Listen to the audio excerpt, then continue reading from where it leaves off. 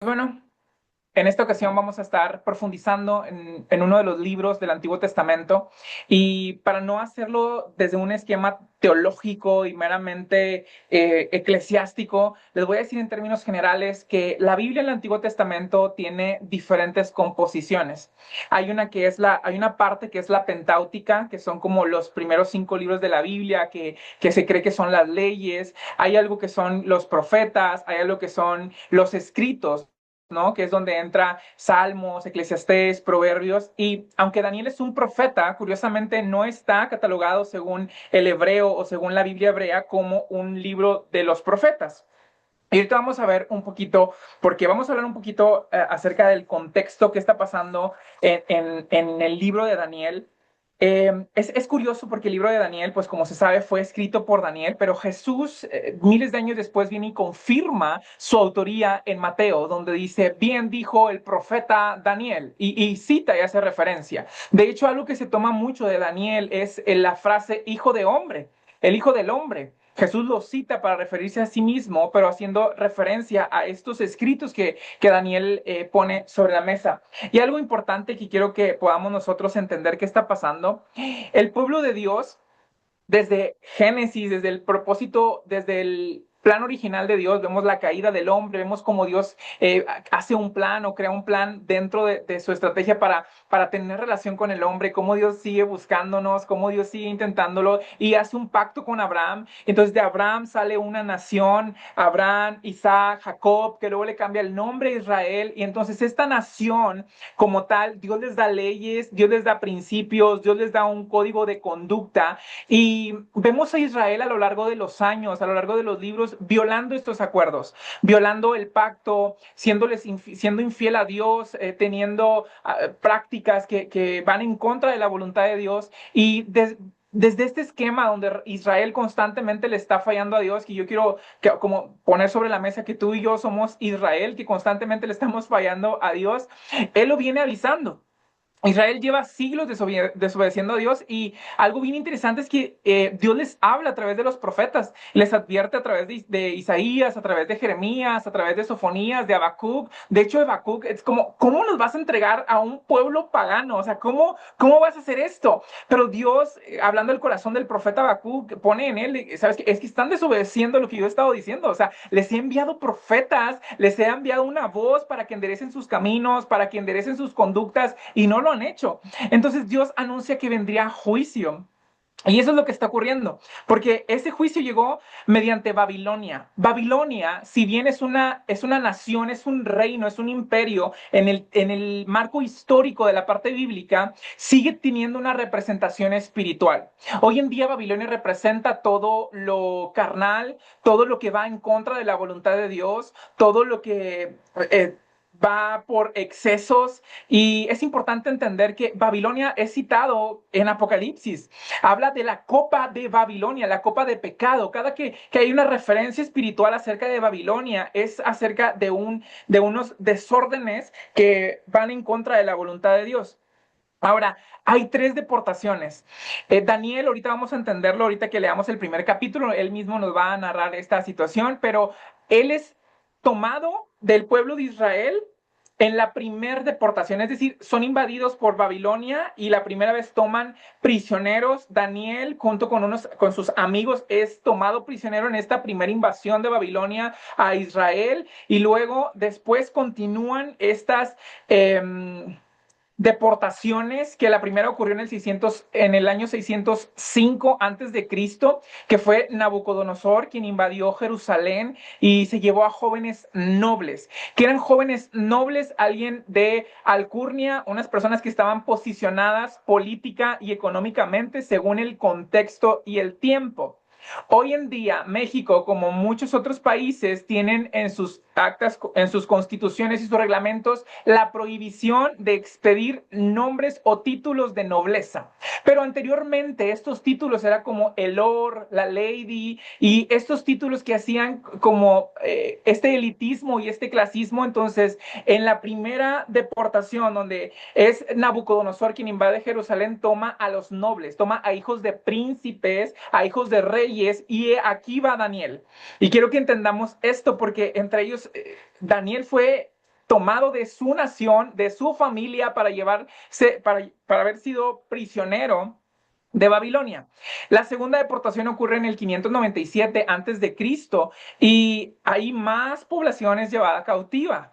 Ahora, hay una tercera deportación que ocurre en el 586 antes de Cristo, que es cuando Jerusalén de plano es destruido, cuando el templo es destruido, cuando comienza oficialmente el exilio y Daniel vive todo este proceso. Imagínate, primero una invasión y luego Daniel es llevado con sus amigos y se llevan a otra nación como prisionero y luego él pues está entendiendo que hay una segunda invasión a su nación y luego una tercera hasta que destruyen, es como si hoy dijéramos que destruyeron México, que ya todo está en ruinas.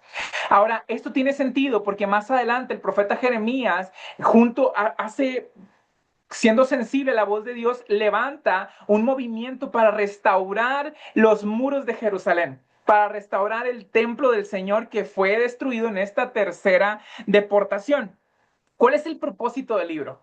El propósito de Daniel son varios y es importante que los entendamos porque si no nos podemos perder porque más adelante vamos a ver cosas que tú y yo podemos decir, pues, ¿qué se metió este hombre, no? A lo mejor yo desde una perspectiva clínica como psicólogo yo puedo decir, bueno, esos son rasgos esquizofrénicos de la personalidad, hay que hacerle una evaluación, joven Daniel, pase para acá, por favor. Pero hay que entender cuál es el propósito de Daniel. El primer propósito es el marco histórico, es que nosotros podamos ver, podamos entender la historia, la vida de Daniel. Y este marco nos va a gustar porque aquí van a ver algunas historias en las que nos vamos a identificar, algún bechi por ahí, cosas intrigantes, ¿no? Que vamos a decir, wow, ¿cómo fue posible esto, no? Y vamos a ver cómo el mundo en el que hoy vivimos, pues tiene sus raíces desde que la humanidad cayó. O sea, mucho de lo que tú y yo vivimos hoy en día, pues no es nuevo, ¿no? Bien lo decía el Salomón en Eclesiastés, que no hay nada nuevo debajo del sol, no hay nada nuevo debajo del cielo. Entonces, es importante entender esto. El segundo propósito del libro es teológico. Y esta perspectiva teológica es mostrar que Dios gobierna sobre todos los reinos, sobre todas las cosas, sobre todas las situaciones. No importa quién tenga el poder. Dios sigue siendo rey de reyes. Y de hecho, como lo cita el salmista, Él es Dios de dioses. Por eso dice, ¿quién como tú entre los dioses? Y es importante ver este propósito teológico que Daniel desarrolla en este libro y también tiene un propósito profético. Esto es que nos va a revelar acontecimientos futuros que algunos ya se cumplieron, algunos ya fueron cumplidos y nosotros vamos a entender cómo es que Daniel, una persona que vivió mucho antes de que gobiernos se establecieran o cayeran, lo estaba hablando. Esto es la perspectiva profética del profeta Daniel. Y dentro de este propósito profético es que todavía hay algo interesante aquí, es que otras de las profecías de Daniel todavía se espera que se cumplan, como se los acabo de decir. Otro propósito propio de este libro es el pastoral. Es el que tú y yo podamos tener esperanza en nuestros días en medio de un mundo caído, en medio de la dificultad, en medio de las luchas, en medio de las pruebas, en medio de todos los conflictos que tú y yo podamos atravesar, es que podamos encontrar esperanza en ese Dios que protege y que ve por el pueblo exiliado. Ahora, hay otro propósito que también cumple este libro de Daniel y es que podamos tú y yo aprender a vivir santos aún en medio de una cultura pagana. Y aquí quiero hacer un énfasis importante y es que la jerga eclesiástica ha utilizado la palabra pagana como un objeto de discriminación a algo que creen que no cumple con las normas. Pero el corazón de Dios, cuando se menciona el paganismo, es un acto que transgrede sus leyes, que transgrede las normas. Y recordemos que todo lo que Dios nos manda es por nuestro propio bien.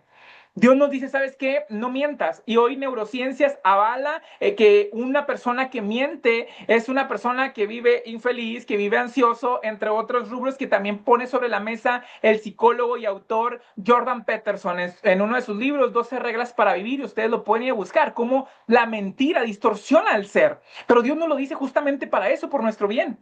Y el que nosotros mintamos es un acto pagano, un acto que va en contra de lo que Dios establece por nuestro propio bien.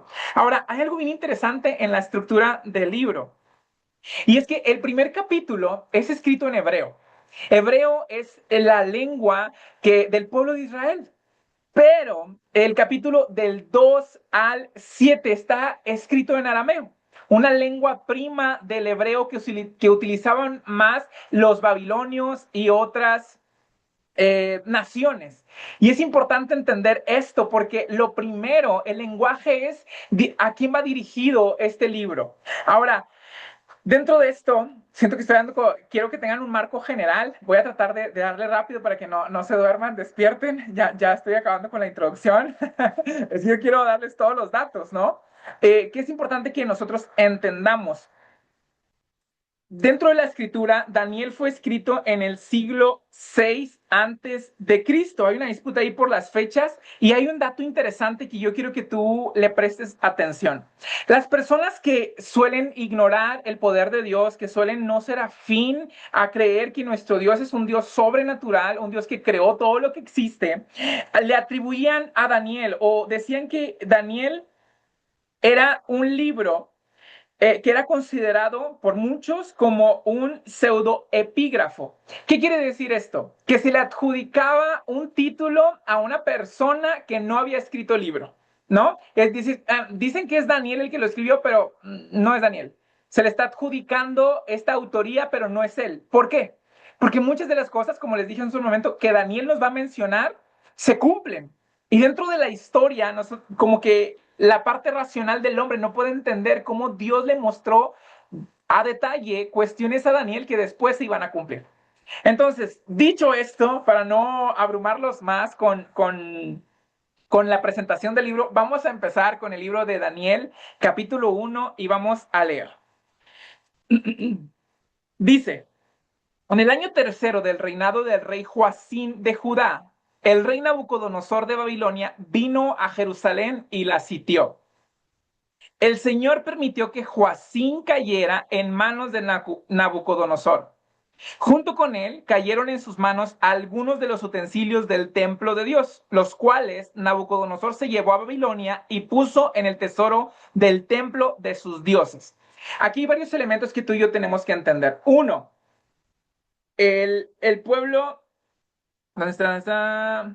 Joacín estaba reinando sobre Judá. Y para que se cumpliese lo dicho por los profetas de que Dios iba a traer juicio de una nación extranjera, viene el rey de Babilonia llamado Nabucodonosor e invade esta nación, invade Judá y se lleva no solamente a los jóvenes que ahorita se va a desarrollar más, sino que también entra al templo de Dios y toma los utensilios. Para aquellos que han estudiado los primeros libros de la Biblia, en Éxodo y Levítico, inclusive hasta Número, hay algunas asignaciones de cuáles serían los utensilios para el templo de Dios. Tenemos por ahí la copa, tenemos por ahí cuestiones que iban a ser utilizados hasta el efod, que era lo que iban a utilizar las vestiduras, eran las vestiduras sacerdotales. Hay varios elementos que Dios dictó para que se utilizaran en los ritos de su templo. Y Nabucodonosor va y los toma y se los lleva a Babilonia. Y no solamente se los lleva, sino que los pone en los templos de sus dioses. Y aquí hay algo interesante porque si le prestamos atención al versículo, dice, el Señor permitió que Joacín cayera en manos de Nabucodonosor. Y esto para cumplir la palabra en Génesis, donde Dios le da la promesa a Isaac, a Abraham, a Isaac y a Jacob, donde les dice que, hey, cualquiera que te maldiga, cualquiera que se meta contigo, se mete conmigo. Yo te voy a bendecir, tú vas a hacer bendición, pero tienes que caminar en mis leyes. Si tú caminas en mis leyes, los dos vamos a estar fieles en esta promesa. Pero si tú te apartas, mi promesa no puede estar ahí presente. Ahora, es por eso que Dios permite que Nabucodonosor entre a Judá y la sitúe. Dice, ¿dónde está? Vamos en el versículo 3. Dice, además, el rey le ordenó a Aspenaz, jefe de los oficiales de su corte, que llevara a su presencia a algunos de los israelitas pertenecientes a la familia real y a la nobleza. Debían ser jóvenes apuestos y sin ningún defecto físico, que tuvieran aptitudes para aprender de todo y que actuaran con sensatez, jóvenes sabios y aptos para el servicio en el palacio real, los cuales Aspenaz debía enseñarles la lengua y la literatura de los babilonios. El rey les asignó raciones diarias de la comida, del vino, de la comida y del vino que se servía en la mesa real. Su preparación habría de durar 3 años, después de lo cual entrarían al servicio del rey. ¿Qué está pasando aquí? En esta cultura, el rey tenía su consejo. Su consejo real estaba compuesto por sabios y estos sabios en ese tiempo eran instruidos para entender los astros, para entender las estrellas, para entender los movimientos, ¿no? Para saber qué luna estaba no sé dónde. Eran cuestiones y creencias babilónicas. Y el primer filtro que tomó Aspenaz, el jefe que tenía a su mando Nabucodonosor, es que fueran de la nobleza, que fueran personas de descendencia, que tuvieran sangre real, que tuvieran una postura. El segundo filtro que podemos ver que era importante para Nabucodonosor es que que no tuvieran defectos físicos. Si somos objetivos en esto, podemos ver un contraste también en el servicio sacerdotal que se propone en los primeros libros de la Biblia, que es también que personas sin defecto van a estar delante del templo. Esto es para no entorpecer las funciones. ¿A qué se refería esto? A que no iba a estar una persona que no tuviera una mano, que no tuviera un pie, que no viera bien, etcétera. El siguiente filtro que puso Nabucodonosor para los jóvenes es que tuvieran aptitudes para aprender de todo. Reina Valera 1960 dice que fueran instruidos en toda sabiduría y en todo conocimiento. Y es una actitud que Nabucodonosor ponía como filtro para los jóvenes que iban a servir en un futuro en su corte. Algo importante también de esto es que dice, y que actuaran con sensatez. Jóvenes aptos, sabios y aptos para el servicio en el palacio real. Hay algo interesante aquí porque Aspenaz toma a estas personas con aptitudes y tenía la encomienda de durante 3 años enseñarle la cultura de Babilonia. Pero no solamente la cultura general, ¿no? De que aquí nos gusta hacer esto, son estas nuestras fiestas, sino que tenían que tener un fundamento para todo aquello que creían. Tenían que tener un dominio de la sabiduría general.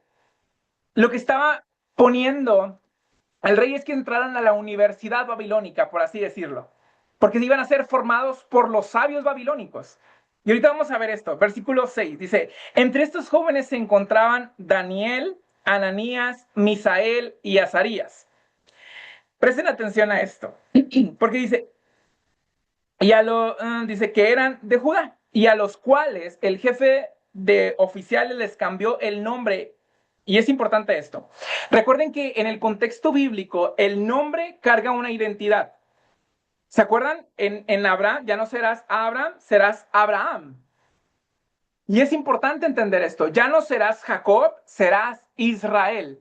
La identidad propia que el nombre tiene. Y aquí, como estos nombres eran hebreos, estos nombres cargaban un significado importante. Ellos tenían que cambiarle el nombre para cambiar la identidad. Y hay algo bien loco porque a Daniel dice que se le cambia el nombre por Belsasar.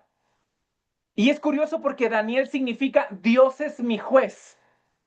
Pero Belsasar significa Bel, que Bel es el dios principal de Babilonia, dice, proteja tu vida. O sea, le quitaron el nombre de Dios es mi juez y le pusieron Bel, proteja tu vida. Qué interesante.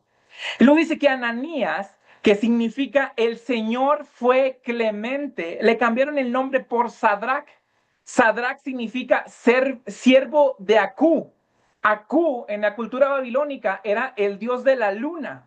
Y hay mucha influencia de esto porque en este tiempo se creía que en la luna había vida. De hecho, para las personas que convulsionaban en esas eras decían que era un lunático, que una persona que era alguien influenciado por la luna y por eso tenía estas convulsiones. Y entonces se le cambia el nombre de Ananías a el Señor fue clemente y se le pone siervo de Acú. Pero también dice que a Misael se le cambió el nombre por Mesac. Misael significa ¿quién es semejante a Dios? Mientras que Mesac significa la sombra del príncipe o ¿quién es este? Y está bien loco porque eh, Mesac está hablando de una semejanza a Dios. Y luego el nombre que le ponen es, ¿sabes qué? Tú no tienes semejanza a nada. Tú eres una sombra. ¿Quién eres? Desde aquí podemos ver cómo se implanta algo para destruir la identidad. Y algo que vamos a ver muy presente en el libro de Daniel es cómo hay una lucha por conservar la identidad que Dios les ha dado a pesar de el medio en el que están. Pero no queda ahí. A Azarías, que significa el Señor ayudó, le cambiaron el nombre y le pusieron Abed-Nego, que es siervo de Nego. Y siervo de Nego es el dios de la sabiduría o la estrella de la mañana.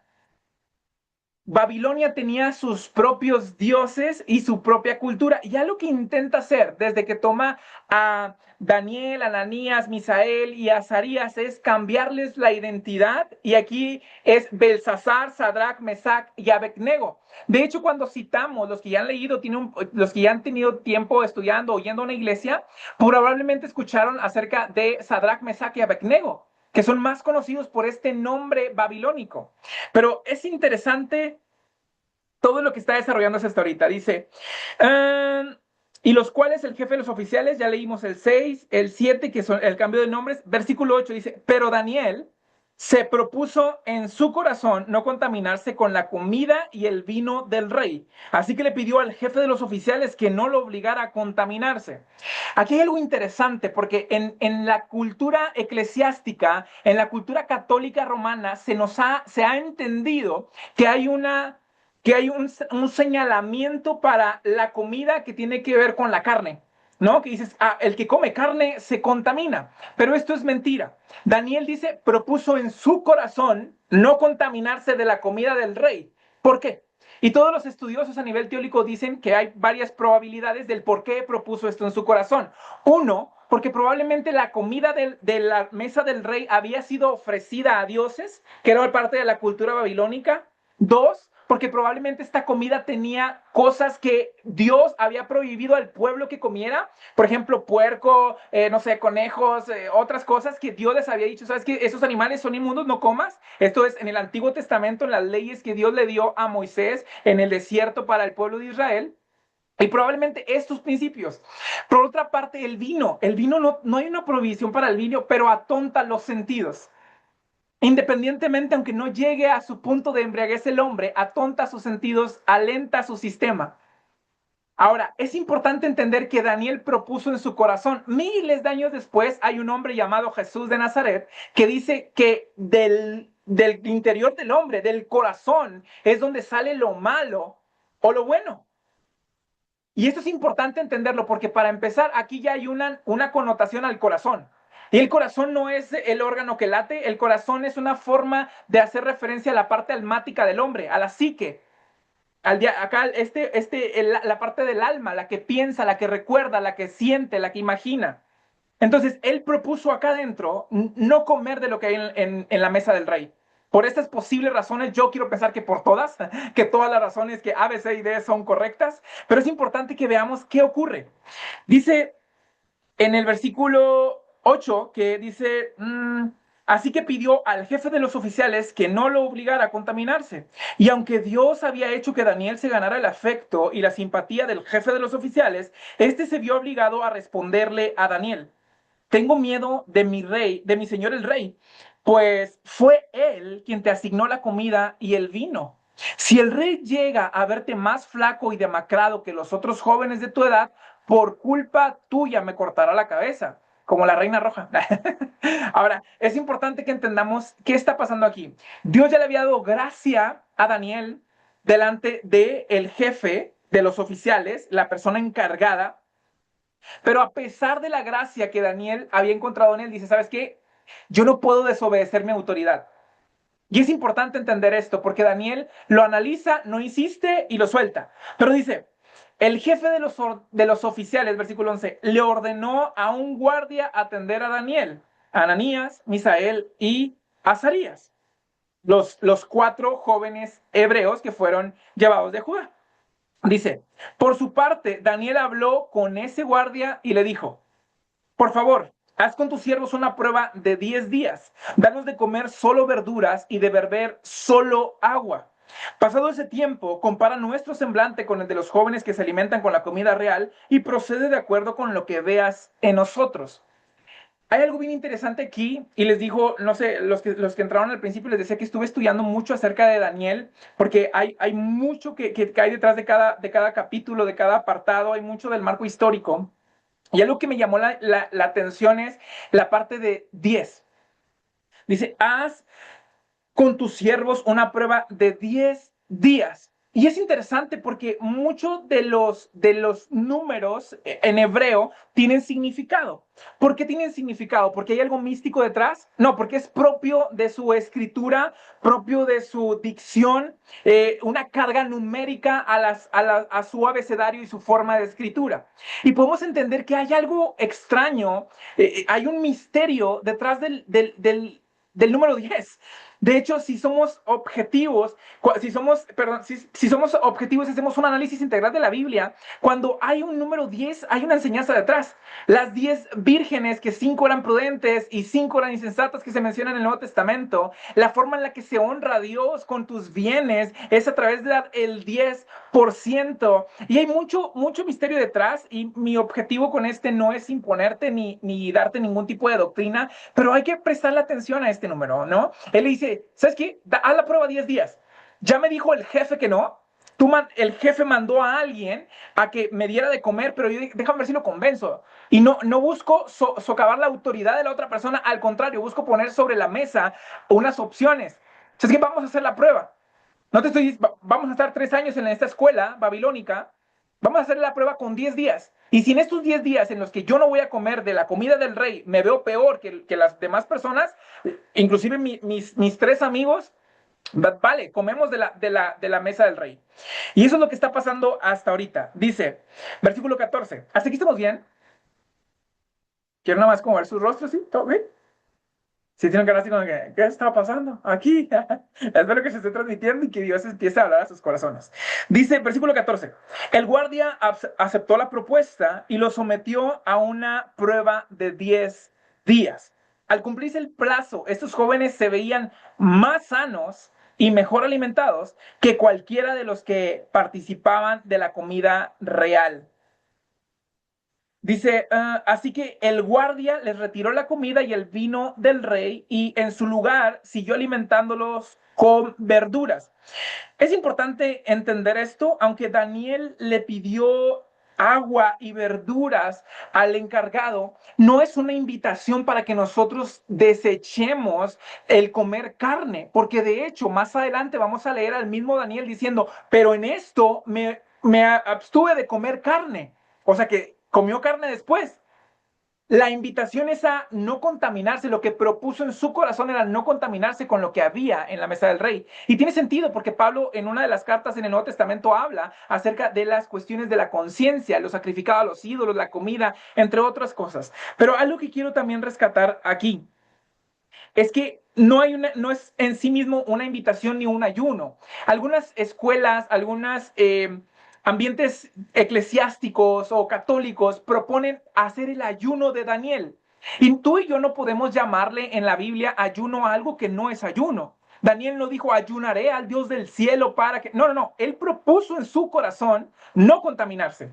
Y algo que se nos ha infiltrado, estoy haciendo el ayuno de Daniel. Daniel nunca dijo ayuno, ni en el original, ni en nada. Dicho sea de paso, yo tenía algún conflicto cuando escuchaba esto y decía, órale, qué interesante, déjame estudiar. Y no encontré que se propusiera como ayuno, que, ojo, en tu relación con Dios hay ayunos que tú puedes hacer y yo sé que a lo mejor algunos de ustedes no tienen como mucho conocimiento del tema general de ayuno, y para fines prácticos y entendibles, un ayuno es tratar de regular el beneficio que obtiene tus necesidades corpóreas para crecer la parte espiritual. Listo, es como, ¿sabes qué? Voy a dejar de scrollear tanto y me voy a poner a leer la Biblia. Ya estás haciendo un ayuno, un sacrificio, ¿no? Para crecer otra parte espiritual. Es más profundo que esto y después espero tal vez que podamos como profundizar más en esto porque Daniel va a hacer un ayuno. Entonces hablamos entonces cuando a él sí le diga ayuno a lo que está haciendo. Ahora, dice, al cumplirse el plazo, en el 15, dice, al cumplirse el plazo, estos jóvenes se veían más sanos y mejor alimentados que cualquiera de los que participaban en la comida real. Esto ante la lógica humana y natural, como que no se baja el cero y no contiene. Pero la propuesta en el corazón de estos jóvenes es lo que marcó el desarrollo de su físico. La fe que ellos pusieron en no contaminarse y honrar a su Dios es lo que terminó como consecuencia de que fueran todavía mejor vistos que todos los demás. Versículo 17. A estos 4 jóvenes Dios los dotó de sabiduría e inteligencia para entender toda clase de literatura y ciencia. Además, Daniel podía entender toda visión y todo sueño. Cumplido el plazo fijado por el rey Nabucodonosor y conforme a sus instrucciones, el jefe de oficiales los llevó ante su presencia. Quiero que entendamos esto.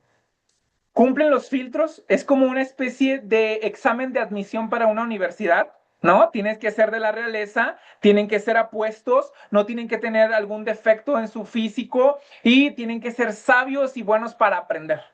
Ya que cumplen los requisitos de admisión, entras a la escuela de Babilonia. Y una vez que estás siendo enseñado, instruidos, porque no, yo me los imaginaba hace 11 años que llevo estudiando la Biblia, yo me los imaginaba hace 11 años que leí por primera vez como en unas cuevas, ¿saben? Como abajo, no sé si han visto estas películas de castillos que hasta abajo, en la orilla como del drenaje, están ahí los prisioneros. Así imaginaba yo a Daniel, a Belsasar, a Ananías. Pero no es así. Ellos estaban en una escuela, estaban rodeados de sabios, rodeados de personas que les estaban enseñando todo el tiempo, estaban todo el tiempo leyendo. Yo digo, qué padre. A mí que me gusta mucho como estudiar, dije, digo, qué genial. Imagínate que todo el tiempo estar rodeado de personas a las que les puedes preguntar. Ese es un énfasis añadido.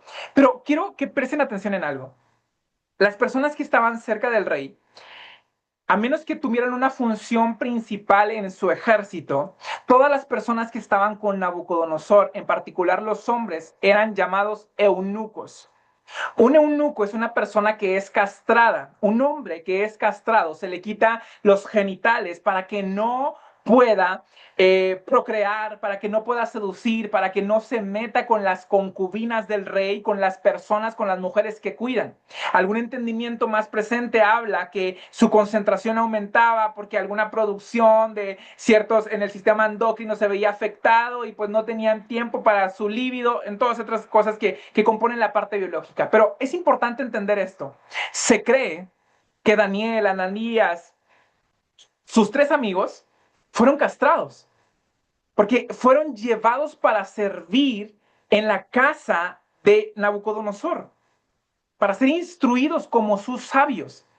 Y yo entre más buscaba, entre más investigaba, no, ¿dónde dejé la otra Biblia? Tengo una biblionas así, entre más me metía, dije, muchos comentaristas coinciden con esto, y digo, qué difícil, es que imagínate estar en una tierra extranjera, saber que tu familia fue destruida, que tu nación, o sea, las, si a veces cuando nos cambiamos de ciudad, no sé si alguno de ustedes ha tenido la oportunidad, entra la nostalgia de que te acuerdas de la placita, te acuerdas del puesto de doña no sé qué, y te entra la nostalgia ahora saber que todo eso está destruido, aparte del sufrimiento que se había impuesto.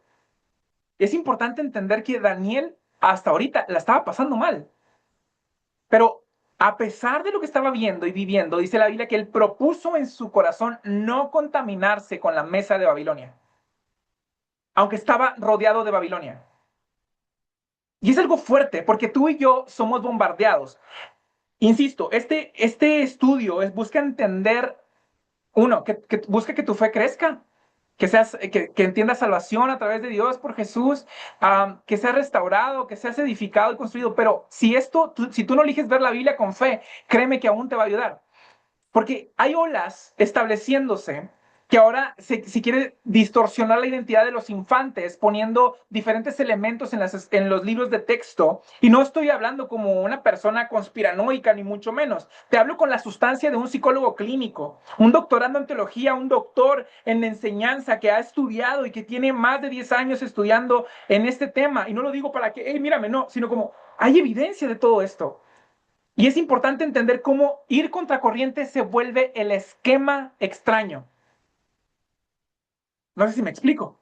Porque aquí, imagínate los compañeros, dicen, ¿cómo no vas a querer de estos manjares del rey? sea, ¿cómo no vas a querer comer comidita diferente todos los días, preparada por los mejores chefs? ¿Qué onda contigo, Daniel? ¿Qué onda contigo, Ananías?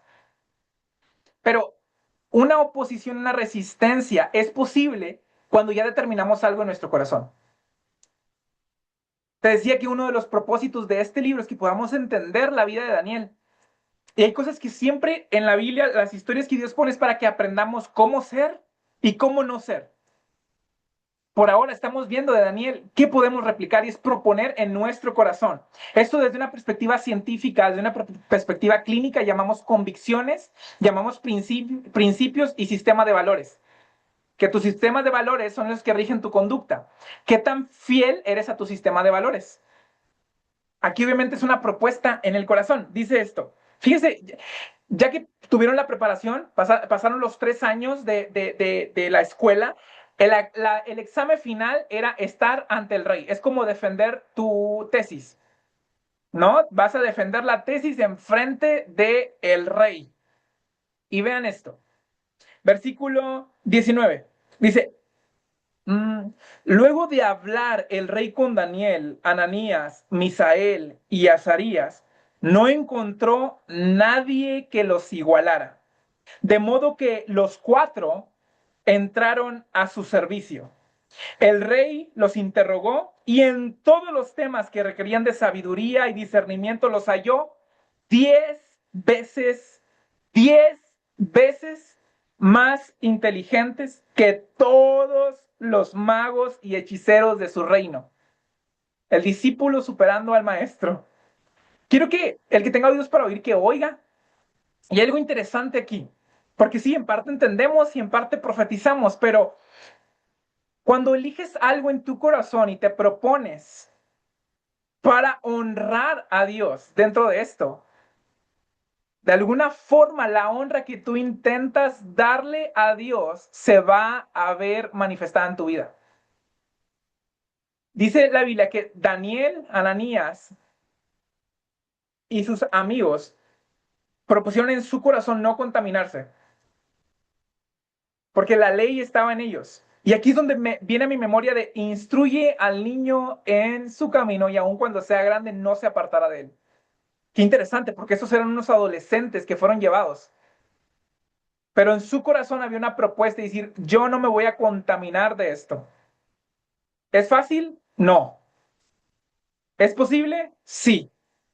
Y cuando elegimos honrar a Dios con una convicción, salimos honrados nosotros. Haz la prueba con tus siervos 10 días. Fueron encontrados mejor, con una apariencia y un semblante mejor. Luego pasaron su examen con los Ceneval. Fueron a defender su tesis en frente del rey.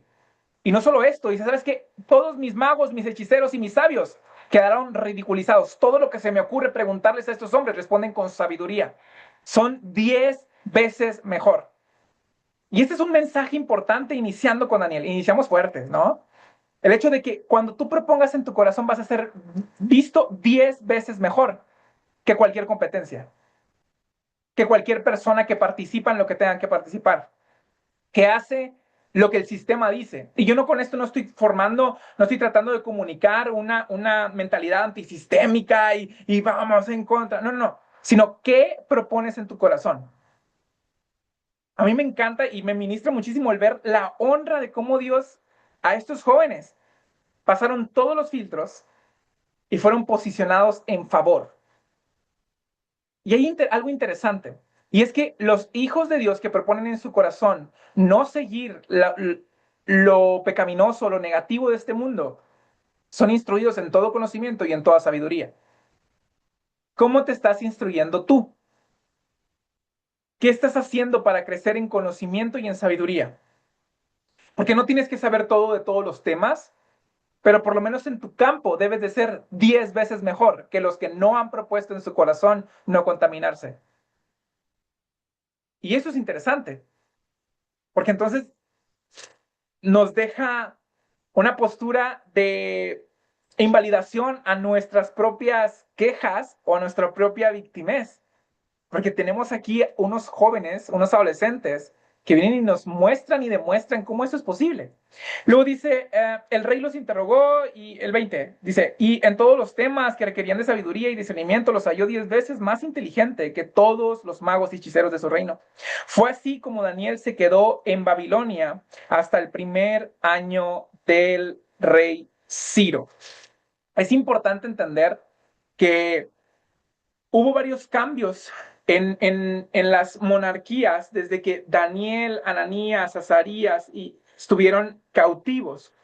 Ellos fueron cautivos por Nabucodonosor, después cae Nabucodonosor, hay otro rey y vemos inclusive, creo que es hasta un tercer rey, pero aquí nos está poniendo un contexto de la vida de Daniel en Babilonia.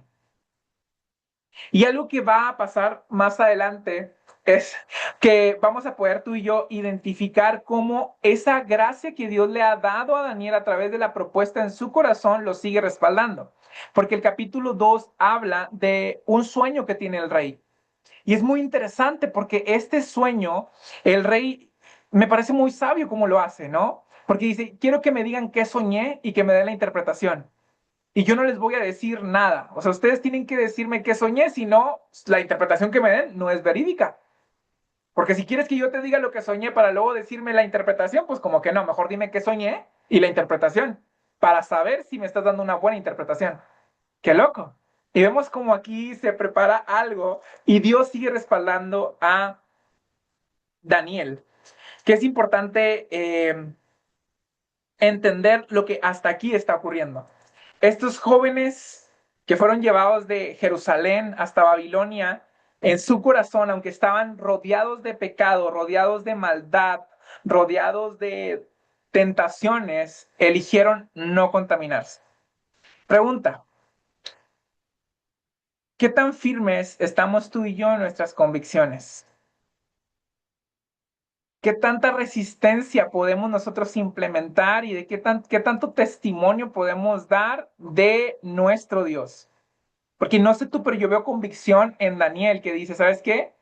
Haz la prueba, haz la prueba. Pero no es la prueba de Daniel, sino, ¿sabes qué? Mi corazón le pertenece a él y él va a honrarme porque lo estoy honrando. Que es algo que Dios dijo desde Génesis. Entonces, hasta aquí el libro de Daniel. Para los que ven las grabaciones, en la descripción hay un drive donde va a haber resumen. Les pido también que si quieren suscribirse o compartir, lo hagan para que personas puedan tener este tipo de estudios. Siempre digo esto, si tienen alguna pregunta la pueden poner en los comentarios o los que están aquí me gustaría que si tienen alguna pregunta la podamos ahorita desarrollar. No lo sé todo, pero si me atoro con alguna de sus preguntas, tengo un pastor, tengo una autoridad, tengo alguien que sabe que estoy haciendo esto y él me puede ayudar. Entonces, siéntate con esa libertad. Nos vemos el próximo estudio de Daniel. Dios los bendiga.